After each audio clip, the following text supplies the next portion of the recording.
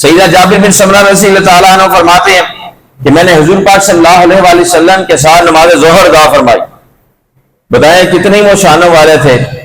کہ امام الانبیاء علیہ السلام کا دیدار بھی کرتے تھے، آپ کے پیچھے نمازیں بھی پڑھا کرتے تھے.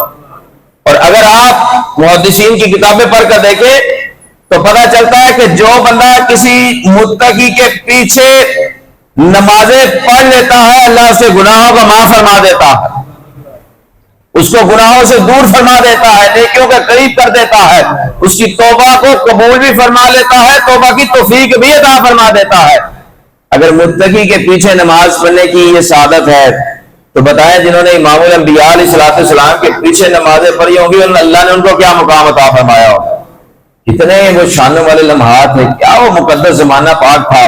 کیا وہ فجر کا وقت ہوگا، کیا وہ ظہر کا وقت ہوگا، کیا وہ عصر کا وقت ہوگا، کیا وہ مغرب کا وقت ہوگا، کیا وہ عشاء کا وقت ہوگا کہ امام الانبیاء علیہ السلام منبر شریف پر تشریف فرما ہوں گے، پیچھے صدیق اکبر بھی کھڑے ہوں گے، عمر بن خطاب بھی کھڑے ہوئے ہوں گے، عثمان غنی بھی کھڑے ہوئے ہوں گے، علی المرتضیٰ بھی کھڑے ہوئے ہوں گے، سیدنا حمزہ رضی اللہ عنہ بھی کھڑے ہوئے ہوں گے. کیا وہ شانوں والا، کیا وہ عظمت والا وقت تھا. اور جنہوں نے امام الانبیاء علیہ السلام کے پیچھے نماز پڑھی اللہ نے ساری سعادتیں برکتیں انہی کو عطا فرما دی ہیں.